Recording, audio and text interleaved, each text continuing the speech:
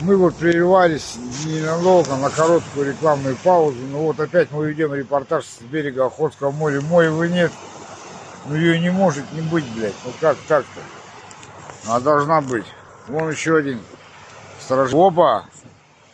И вот он, Александр. Сторожит. Думает, будет. Я тоже думал, что она будет. Все равно. Но мы прервемся на короткую рекламную паузу, нахуй. Так что все, давайте.